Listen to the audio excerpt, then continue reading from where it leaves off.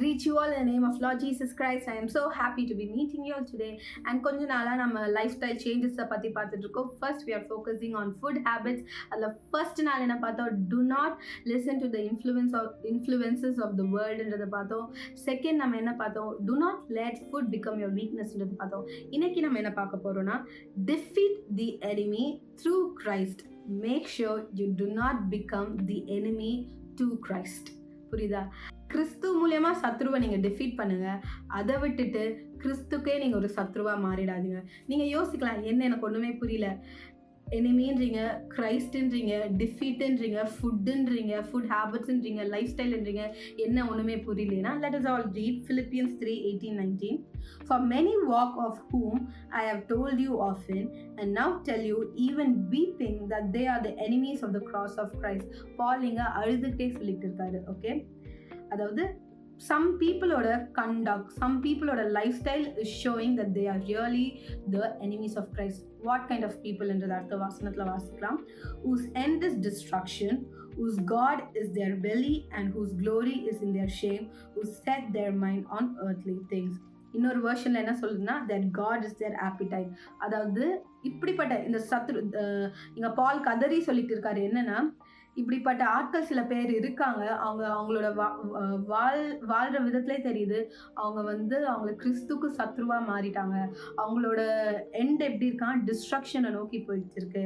அவங்களோட கடவுள் அவங்களோட வயிறாயிடுச்சு, அவங்களோட ஆப்பிடைட் ஆயிடுச்சு அப்படின்ட்டு. அவங்கெல்லாம் இந்த பூமிக்குரிய விஷயத்துல ரொம்ப ஃபோக்கஸ்டா இருக்காங்க. ஏன் நம்ம தமிழ்ல வாசிக்கலாம். பிலிப்பியர் 3:18-19 வரைக்கும். ஏனெனில் அநேகர் வேறு விதமாய் நடக்கிறார்கள், அவர்கள் கிறிஸ்துவின் சிலுவைக்கு பகிஞ்சர் என்று உங்களுக்கு அநேக தரம் சொன்னேன், இப்பொழுது கண்ணீரோடும் சொல்லுகிறேன். அவர்களுடைய முடிவு அழிவு, அவர்களுடைய தேவன் வயிறு, அவர்களுடைய மகிமை அவர்களுடைய லட்சையே, பூமி கடுத்தவைகளை சிந்திக்கிறார்கள்.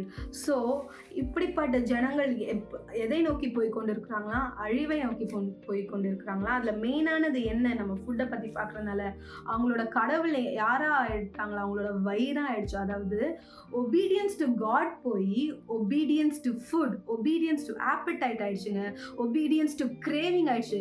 இப்போலாம் நம்ம பசிக்கு சாப்பிட்றத போய் அவங்க அதை சாப்பிட்டு நல்லா இருக்குன்னு சொன்னாங்களே, நம்ம போய் சாப்பிடலாம், டெம்டேஷனுக்கு சாப்பிட ஆரம்பிச்சிட்டோம், கிரேவிங்க்கு சாப்பிட ஆரம்பிச்சிட்டோம், ஒரு ரீல்ஸ் எடுத்து போடுறதுக்காக சாப்பிட ஆரம்பிச்சிட்டோம், நானும் இந்த டிஷ்ஷை சாப்பிட்டு இருக்கேன் அப்படின்னு சொல்றதுக்காகவே சாப்பிட ஆரம்பிச்சிட்டோம். கரெக்டா? we should obey the word of God. தேவனோட வார்த்தையை நம்ம ஒபே பண்ணும்போது இந்த ஃபுட் நம்மளோட வீக்னஸா இருக்காதுங்க. பட் எப்படி இருக்கும்னா, நம்ம எதை செய்தாலும் தேவ நம்ம மகிமைக்கென்று செய்கிறவர்களா இருப்போம். நம்ம எல்லாருமே பசிக்குன்னு தாங்க சாப்பிடணும். ஒரு 1 or 2 times நம்ம ஹாப்பினஸ்க்காக இது சாப்பிட ஆசையா இருக்கு, இது என்னோட ஃபேவரட் டிஷ்னு சாப்பிடணும். அதை விட்டுட்டு நம்ம ஃபுட்டு நம்மளை ரூல் பண்ணும்படிக்கு நம்ம இடம் கொடுத்துடக்கூடாதுங்க. ஏன்னா திரும்ப திரும்ப ஃபுட்னா நீங்கள் கொஞ்சம் உங்களை அனலைஸ் பண்ணி பாருங்களேன். ரீசெண்ட் டேஸ் ஆவியான தேவன் என்ன சீர்திருத்தி கொண்டிருந்தாரு, என்னோட ஃபுட் ஹேபிட்ஸை அவர் சரி பண்ணி கொண்டிருந்தாரு. எதெல்லாம் என்னோட ரொம்ப மோஸ்ட் ஃபேவரட் ஃபுட்டாக இருந்ததோ அந்த ஃபுட்டெல்லாம் இல்லை, you're making this dish your idol, you're making this thing your idol அப்படின்னு சொல்லியிருந்தாரு. ஸோ இன்றைக்கு நம்ம we should make sure that God should be our everything, God should be our first priority, God should be our love, God should be our happiness. ஆண்டவரோட இருக்கிறது தான் நம்மளுக்கு சந்தோஷமா இருக்கணும், வேதம் வாசிக்கிறதுல நம்ம சந்தோஷமா இருக்கணும், ஆண்டவருக்கு ஒபே பண்றது தான் நம்மளோட கோலா இருக்கணுமே தவிர ஒபீடியன்ஸ் டு காட் போய் ஒபீடியன்ஸ் டு ஸ்டமக்கா போயிடக்கூடாதுங்க. ஓகே, இன்னைக்கு என் வயிறு இதை கிரேவ் பண்ணுது, இன்னைக்கு என்னோட நாக்கு இதை கிரேவ் பண்ணுது, நான் இன்னைக்கு இது சாப்பிடணும்னு எனக்கு தோணுது அப்படின்னு அதுக்கெல்லாம் நம்ம இடம் கொடுத்துடவே கூடாதுங்க. God should always be our first priority. Do not let food control you, do not let food influence you, do not let food become your weakness. And இன்றைக்கு நம்ம என்ன பார்த்தோம், do not let food make you an enemy to God. அந்த வசனத்துல நம்ம பார்த்தோம்ல, இந்த அவங்களோட தேவனோட சத்ருக்களா இருக்கிறவங்களோட நடைமுறை எப்படி இருக்கான், அது அழிவை நோக்கி போய் கொண்டு இருக்கு. தேவனோட கட்டளைகளை கீழ்ப்படியாமல் இருக்காங்க, அவங்களோட வயிறே அவங்களோட கடவுள் ஆயிடுச்சு. இன்னைக்கு நம்ம அப்படி இருக்கக்கூடாதுங்க.